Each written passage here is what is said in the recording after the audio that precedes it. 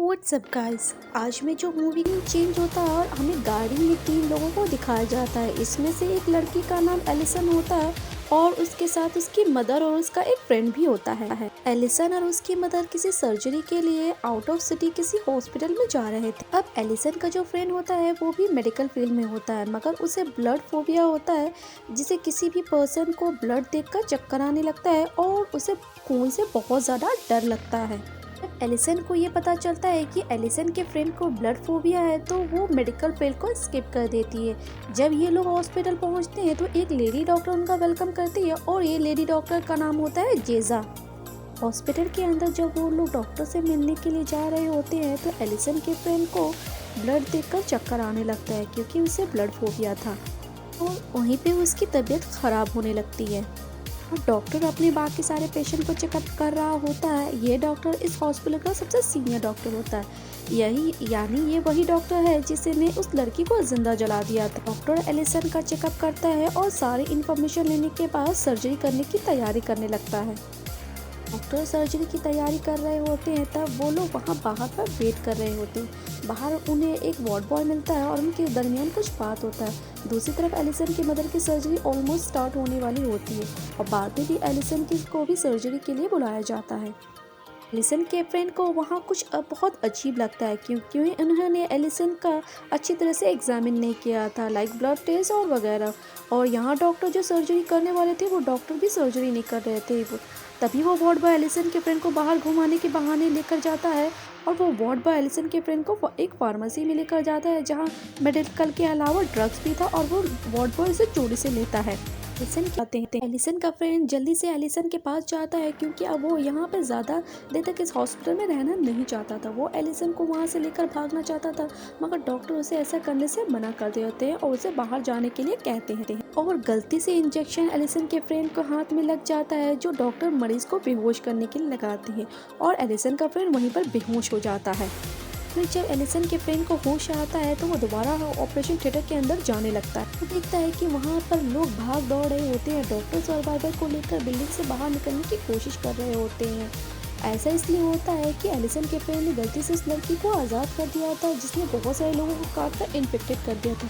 जब survivor lift की मदद से नीचे जाने की कोशिश करते हैं, मगर उसी वक्त लिफ्ट का लाइन रही होती है और वो लोग उसकी मदद को ढूंढ रहे होते हैं। जब वो लोग सारे रूम में ढूंढ रहे होते हैं तो एक ज़ॉम्बी डॉक्टर उन पर अटैक कर देता है। एलिसन का फ्रेंड उस ज़ॉम्बी डॉक्टर को मारने की कोशिश करता है, मगर इलेक्ट्रिक शॉक लगने की वजह से वो खुद ही बेहोश हो जाता है। एलिसन को ऐसा लगता है कि उसका फ्रेंड मर चुका है और उसे वहीं पर अकेला छोड़कर वो वहाँ से भाग जाती है। इन्फेक्टेड लोग एलिसन के पीछे पड़े हुए होते हैं और वो उनसे बचने के लिए एक रूम में जाकर छुप जाती है, जहाँ पर वो देखती है कि बाकी सब डॉक्टर को ज़ॉम्बीज़ ने मार दिया और वो वहाँ से भाग जाती है। एक सर्वाइवर मैन खुद को सेव करने के लिए किचन में जाकर छुप जाता है, जहाँ पर उसे एक लड़की मिलती है और वो भी सर्वाइवर थी। एलिसन एक लेडी से मिलती है जिसके फेस की हालत बहुत ज़्यादा ख़राब थी, क्योंकि उसकी फेस की सर्जरी चल रही होती है और तभी ज़ॉम्बीज़ के आने की वजह से डॉक्टर उसके फेस की सर्जरी को अधूरा छोड़कर वहाँ से भाग जाते हैं। एलिसन उस लेडी को लेकर अपनी जान बचाने के लिए किचन में जाती है, मगर वो लोग उसे अंदर आने नहीं देते। एलिसन एक रूम में जाती है जहाँ वो देखती है कि उसकी मदर बेहोश है। वो अपनी मदर को लेकर वहाँ से भागने लगती है, तभी एक ज़ॉम्बी लेडी पीछे पड़ जाती है। उसी वक्त वो वार्ड बॉय आ जाता है और ज़ॉम्बी लेडी को मार देता है। तब तक वो एलिसन की मदर को काट चुकी होती है।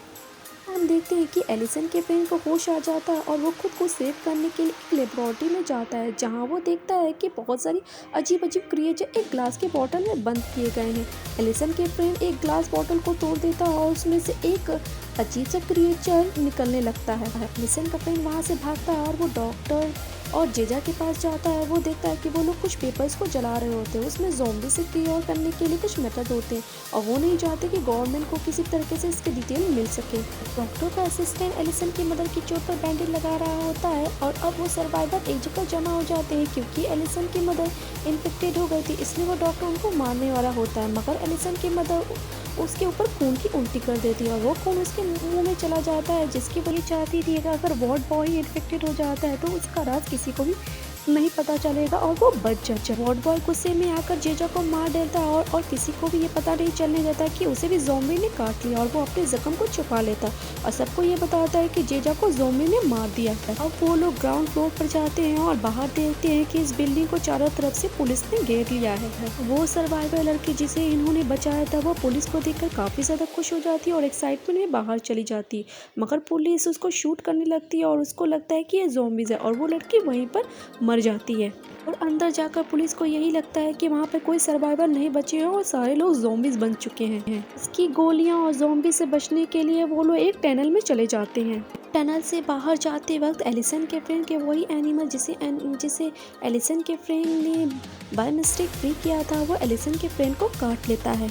अब आगे जाकर उनको एक बहुत बड़ा सुरंग मिलता है जहाँ से वो बाहर आने की कोशिश करते हैं। जब एलिसन के फ्रेंड अपने हाथों की उंगलियों से टनल का दरवाज़ा खोलने की कोशिश करती है तो पुलिस वाले देख लेते हैं और पुलिस को लगता है कि वहाँ से ज़ॉम्बीज़ बाहर आ रहे हैं। तब वो एक कार को बुलाती है और वहाँ से गुजारती है जिसकी वजह से एलिसन के फ्रेंड की उंगली कट जाती है। एलिसन और वो वार्ड बॉय होल से बाहर आ जाते हैं। बाहर आने के बाद वो वार्ड बॉय उस टनल का दरवाज़ा बंद कर देता है और एलिसन का फ्रेंड जो इन्फेक्टेड होता है वो टनल में ही रह जाता है।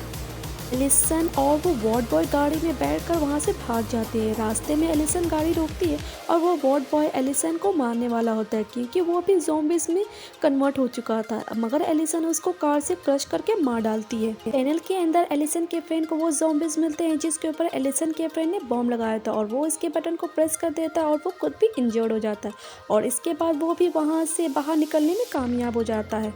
एलिसन जो गाड़ी से आगे जा रही होती है, जाते वक्त वो अपने इन्फेक्टेड फ्रेंड को देखती है और उसको लगता है कि वो भी ज़ॉम्बी है, इसलिए वो इसे गाड़ी से क्रश कर देती है। अपनी गाड़ी पर अपने दोस्त का ब्लड और उसकी डेड बॉडी को देखकर उसे बहुत ज़्यादा दुख और पछतावा होता है। वो गाड़ी के पीछे अपने फ्रेंड की डेड बॉडी देखती है जिसकी वजह से उसकी गाड़ी का बैलेंस बिगड़ जाता है और गाड़ी एक पेड़ से जाकर टकरा जाती है और वहीं पर एलिसन की मौत हो जाती है।